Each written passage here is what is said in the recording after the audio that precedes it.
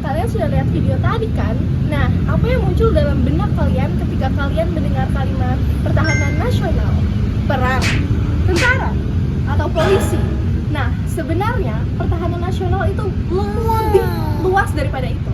Tapi sebelum masuk ke pembahasannya, mari kita kenalan dengan kelompok kami. Pose with the fans.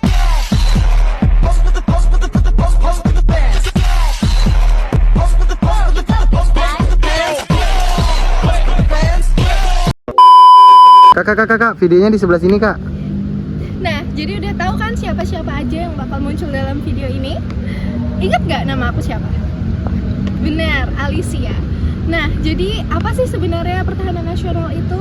Pasti banyak dari kalian yang berpikir bahwa pertahanan nasional itu sekedar dari tugas dari pemerintahan atau tentaranya. Nah, padahal sebenarnya enggak ya guys. Pertahanan nasional itu tuh sebuah sistem di mana itu tuh berlaku untuk semua rakyat, pemerintahan, bahkan sumber daya dari suatu negara untuk menjaga kedaulatan dan keutuhan suatu negara seperti negara kita Indonesia. Intinya, pertahanan nasional itu bukan cuma soal perang atau tentara ya guys, tetapi gimana kesiapan kita semua untuk menghadapi ancaman yang gak cuma muncul dari luar negara, tetapi juga dari dalam negara. Pertahanan nasional punya dasar hukum yang kuat banget.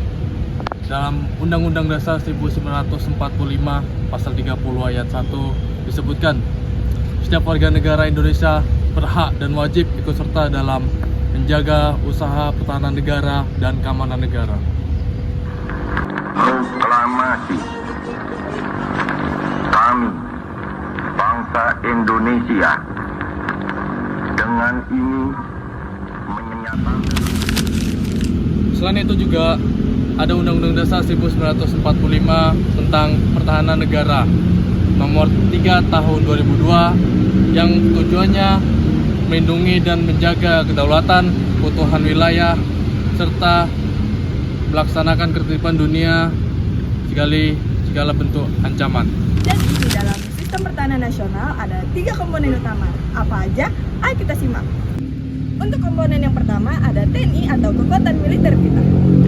Yang kedua ada komponen cadangan atau warga negara yang siap dilatih untuk bela negara.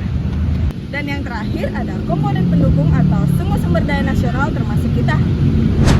Pertahanan nasional dibagi menjadi 2, yaitu militer dan non-militer. Nah, yang militer ini menghadapi ancaman bersenjata seperti agresi atau invasi dari negara lain. Tugas ini dipegang oleh TNI. Sedangkan yang non-militer lebih luas seperti ancaman ideologi, teknologi, sosial budaya, ekonomi, dan politik kayak hoax, cyber attack, dan narkoba. Musuh sekarang bukan cuma tentara asing loh, tapi juga hal-hal yang bisa merusak persatuan bangsa. Zaman sekarang guys, perpecahan nasional makin kompleks. Contohnya cyber attack, perpecahan sosial, dan berita palsu. Sebenarnya kita sebagai anak muda bisa sih melakukan hal kecil. Contohnya bijak dalam bersosial media, saling menghormati, dan punya rasa nasionalisme. Jika semua orang Indonesia melakukan hal gini, aku yakin kok Indonesia bakal kuat dan Indonesia bakal tercapai. Tahu nggak sih, Cia? Apa tuh? Pertahanan nasional adalah usaha bersama menjaga kedaulatan dan keutuhan NKRI. Bukan cuma tugas tentara, tapi tugas kita semua. Dengan semangat persatuan, cinta tanah air, kepedulian, kita bisa jadi bagian dari pertahanan bangsa. Gitu, Cia. Oh, gitu ya. Aku duluan dulu ya.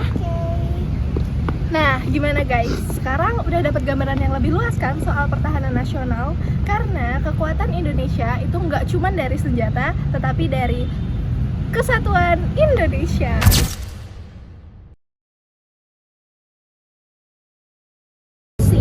Sebenarnya pertahanan nasional itu 3.